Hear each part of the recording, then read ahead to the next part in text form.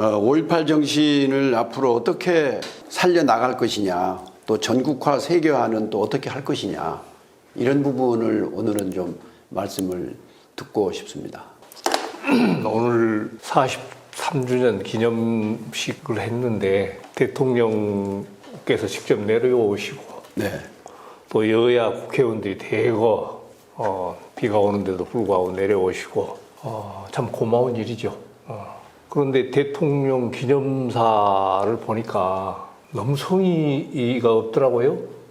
역사의식도 없고 무슨 진상규명에 대한 의지도 전혀 보이지 않고 5월 관련자들에 대한 어떤 복지 차원의 문제도 아무 얘기도 없고, 더더군다나 이제 5월을 위해서 뭐 헌법 전문에 넣는다든가 하는 그런 얘기도 하나도 없고, 무슨 엉뚱하게 뭐 AI 뭐 이런 얘기나 하고, 그래서 AI와 첨단 과학기술의 고도화를 이루어내고, 한나라 대통령 기념사가 이렇게 어떻게 보면 재난 같은 기념사가 어디가 있냐. 그래서 참 그 43년이 돼도 5월이 이렇게 대접받는가, 그런 생각을 하니까 전국화 세계화에 앞서서 이거 현 정부로부터서도 이런 대접을 받고 있으니 이게 5월이 어떻게 전국화 세계화가 되겠느냐는 그런 생각이 좀 먼저 들었습니다.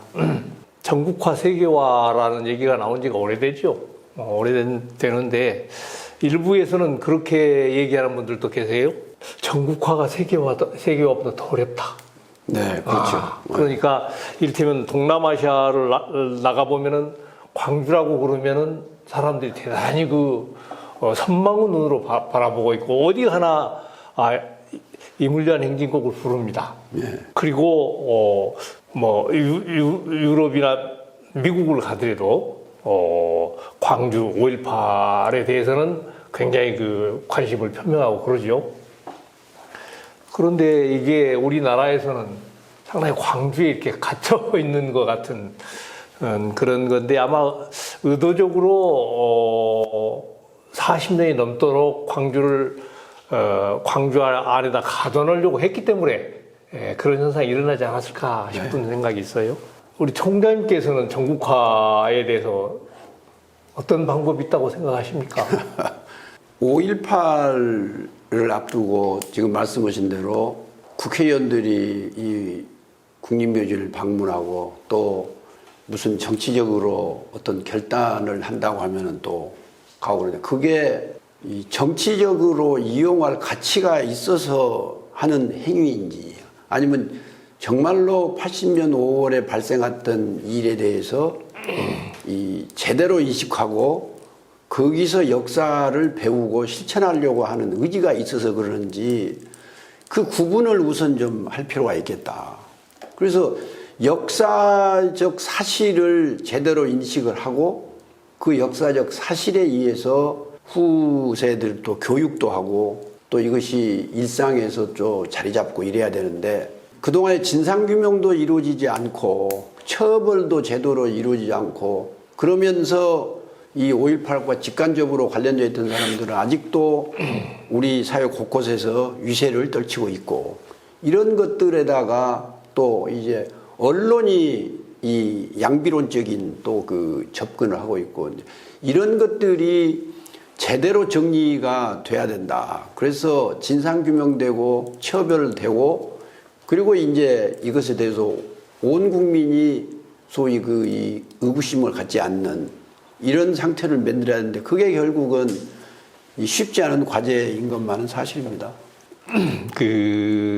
작년에 하성읍이라고 하는 빼어난 작가가 윤상원 일대기를 큰 그림으로 그렸습니다. 네. 그래서 윤상원 기념사 앞에서 이걸 서울에서 전시를 했어요. 또 인천에서도 했습니다. 수원에서도 했어요. 네. 그런데 뭐 저뿐만이 아니라 여러 사람들이 대구를 가든 어디들 가서 5월을 가지고 강연을 하는 것보다도 그런 작품을 이렇게 보여주니까 엄청나게 많은 사람들이 큰 감동을 받아요. 네.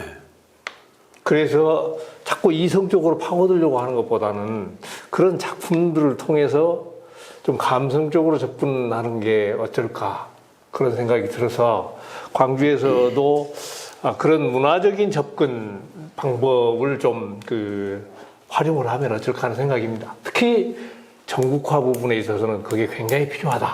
그런 생각을. 그러니까 영화에서도 소위 화려한 휴가 이런 이 영화는 사실은 관객도 많이 동원이 됐고 그것이 이제 감동을 주는 이런 부분이 있었죠. 그렇죠. 예. 그리고 작년이죠. 광주에 있던 이른바 민중미술 중에서 5월을 형상화한 작품 대작 18점이 뉴욕에서 전시가 된 적이 있어요. 그리고 거기에 5월을 형상화했던 홍성다무 판화 50점과 그 다음에 광주 미술인 공동체들이 만든 판화 20점. 이게 전부 이제 뉴욕에 갔는데 센세이셔널한 반응을 일으켰습니다. 네. 뉴욕 시민들이 아주 열광을 했다고 그래요. 더더군다나 미국 곳곳에 있는 교포들이 찾아와서 그걸 보고 매우 감동을 받고 울기도 하고 그랬다는 얘기를 들었습니다. 그런데 실질적으로 광주를 보면 광주 시립미술관이나 이런 쪽에 5월 미술이 제대로 아직 수집도 안 돼 있어요. 그러니까 우리가 민주 성지라고 말은 하면서도 5월을 보여줄 수 있는 콘텐츠 자체를 우리가 가지고 있지 않습니다. 광주가 2년에 한 번씩 비엔날레가 열리지만은 옛날부터 이를테면 중앙초등학교 자리를 인권평화미술관으로 만들자. 그래가지고 세계 사람들이 올 때마다 거기를 통해서 그런 걸 보여주자 했는데 안 되잖아요. 그리고 국립현대미술관이나 또는 부산 민주공원 같은 데는 이미 민중미술을 어마어마하게 수장을 하고 있는데 광주는 아직 기초작업도 제대로 안 되어 있는 이런 것이 있어서 아마 그런 쪽에 대한 신경들을 써서 훨씬 더 우리가 폭넓게 말하면 파급력이 강한 문화의 힘을 좀 활용해서 세계화에도 접근할 필요가 있지 않을까 하는 그런 생각을 또 좀 해봤어요. 네. 그러니까 지금 영화도 그렇고 그림이나 음악이 또 감동을 줄 수 있고 또 예를 들면은 최근에 사람들이 많이 있고 저도 좀 사서 주변에다가 구원하고 그랬는데 소위 한강 씨의 소년이 온다. 이런 소설 같은 경우에도 읽으면 이 5.18이 어땠는가 하는 것에 대한 마음으로부터 공감을 할 수 있거든요. 그래서 이 세계화 전국화는 지금 말씀하신 대로 우리가 의도적으로 역사적 사실을 자꾸 얘기하는 것도 있지만 그건 명확하게 규명을 해야 되지만 문화 속에 예술 속에 녹아 들어갈 수 있도록 이런 것도 정말 좀 광주가 더 좀 적극적으로 해야 될 일이 아닌가 싶습니다. 그런데 저는 이제 세계화, 5.18 세계화 문제로 좀 안타깝게 생각하는 부분이 하나 있습니다. 우리 총장님께서 국회의원 하실 때 광주 문화수도 일에 관심 많이 가지셨죠? 네, 그렇습니다. 그런데 저는 광주 문화수도 또는 지금은 아시아 문화중심 도시 조성사업이라고 그러는데 목표가 3가지가 있다고 보고 있어요. 첫 번째 것은 정말로 광주 문화수도가 되는 거다. 두 번째 것은 광주가 문화산업의 그렇죠. 메카가 되는 거다. 네. 세 번째 것은 광주가 인권 평화 중심 도시가 되는 거다. 이런 이제 목표를 저는 설정을 했었거든요. 광주가 문화 수도가 된다는 얘기는 무슨 얘기냐? 이게 국가 균형 발전 차원에서 진행된 것 아닙니까? 자, 그러면은 노무현 정부 시절에 수도권은 경제 수도라고 규정을 했죠. 경상도는 해양 수도 또는 물류 수도라고 규정을 했죠. 충청도는 행정 수도 아니었습니까? 그런데 호남은 문화 수도 이렇게 규정을 한 거기 때문에 적어도 이것이 국가 균형 발전 차원에서 진행이 되려면 문화 수도 파급 효과는 경제 수도나 해양 수도나 행정 수도만큼의 비중은 있어야 된다는 얘기죠. 그런데 그렇습니까? 지금 전당 지어놓고 아무것도 진행되는 게 없잖아요. 그러니까 국가 균형 발전 차원에서 만들어진 이 아시아 문화 중심 도시 조성 사업이 오히려 불균형을 초래한 이런 형태가 되고 말았단 말이죠. 이 부분이 참 하나 아쉬운 거고, 이제 두 번째는 결국은 아시아 문화 전당 들여다보면 수익 사업이 없잖아요. 수익 모델이 없어요. 그래서 이제 그 광주 과학기술원에 있는 교수들이나 민간 차원에서 제시한 것이 문화콘텐츠진흥원을 만들어 달라고 했지 않습니까? 그래서 이제 그런 CT연구원이 만들어지게 되면 이게 실질적으로는 어마어마한 대한민국 문화산업이 광주를 중심으로 해서 뻗어나가게 되어 있단 말입니다. 그런데 그게 지지부진해가지고 지금 진행이 안 되잖아요. 이것도 참말로 문제가 많다고 생각을 하는데, 더 크게 제가 문제로 삼는 것은 지금 원래 있던 도청 자리는 민주평화교류원을 만들기로 되어 있습니다. 그러면은 거기가 광주 가장 큰 자산입니다. 네. 5.18 당시에 마지막 저항을 했던 장소 아닙니까? 그보다 더 큰 광주 자산이 없잖아요. 그걸 내주고 우리가 지금 아시아 문화 중심 도시를 만드는 건데, 그 자리는 민주평화교류원을 만들기로 되어 있어요. 지금 명칭만 남아있지 아무것도 안 하고 있거든요. 그래서 그 민주평화교류원이 그야말로 아시아를 위해서 민주평화를 위한 중심센터 노릇을 해야 됩니다. 그게 지금 만들어져 있지 않아요. 그것이 만들어지게 되면 광주가 그야말로 아시아의 민주평화 센터가 될 수 있는 것인데, 그 부분이 굉장히 아쉽습니다. 난 그건 어떻게든지 다시 추진해야 된다고 생각하고. 이거 그야말로 이 세계화, 예, 이것이 자연스럽게 이루어질 수 있는 방안. 그렇습니다. 근데 거기다 또 하나 더 붙이고 싶은 게 있습니다.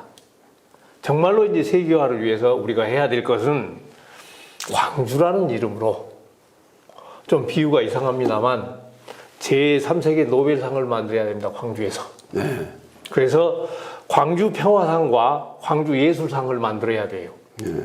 그렇게 해서 인류 평화를 위해서 노력하는 사람들에게 광주 평화상을 주는데, 상금도 노벨상보다 더 주자. 네.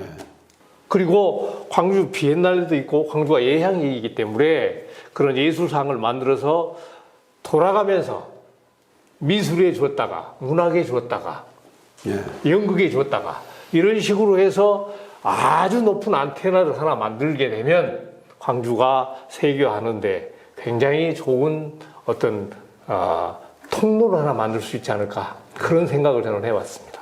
그 아시아 문화 전당 관련해서도 지금 말씀을 하셨지만은, 사실은 처음 그거 이 기획할 때 가장 핵심이 아시아 문화 전당은 공연이나 전시가 아니라 여기서 이 극장이나 이런 것도 전부가 예술 어떤 실험극장으로 하고 문화 산업의 소위 그 배드 역할을 할 수 있는, 이래서 결국은 문화 산업이 광주의 미래 그 이 경제 발전까지 선도하는 이런 식의 구상이었는데, 이 만드는 과정에서 보면 자꾸 전시 공간 넓혀주라, 뭐 공연이 어떻다 그러는데, 실제로는 지금도 공연을 그 간헐적으로 하고 있고 많이 하죠. 그야말로 이 그 문화산업 이런 부분들, 또 아까 말씀하신 그 콘텐츠 진흥원과의 연계해서 잘, 이런 것들은 지금 안 되고 있는데, 광주시도 이걸 자꾸 이 국가기관이기 때문에 문광부가 뭘 해줘야 된다 이것만 할 게 아니고, 광주시도 뭔가 적극적으로 좀 개입해서 해야 될 필요가 있다는 실시 계획을 광주시가 짜게 돼 있지 않습니까? 예, 그렇습니다. 그래서 제대로 된 계획을 짜서 정부를 압박해야죠. 예. 그래야 우리가 따올 수 있는 것 아니겠습니까? 그런 것 같습니다. 예. 그래서 이제 그 전반적으로 지금 그 5.18 정신의 소위 그 어떤 세계화, 전국화, 그리고 5.18 정신의 선양, 이것은 이 어떤 논리적인 의미에서 5.18 진상규명이나 이런 부분들은 그것대로 진행이 되고 또 진상규명 결과에 따라서 처벌도 이루어지고 관련된 우리 희생자들 명예회복도 하고 해야 되지만 이게 전국화되고 세계화되기 위해서는 5.18 그 정신, 이 문학이나 또는 음악, 미술, 이 문학 이런데 이게 이 스며들어서 이게 우리의 그 문화적 자산이 될 수 있는 이런 노력이 필요하다. 그런 것을 이 정부 국가의 지원에서도 하지만 이게 이제 지방 수준에서도 좀 적극적으로 이런 부분을 해나갈 필요가 있겠다. 그렇습니다. 그런 그 생각을 하면 되겠습니다.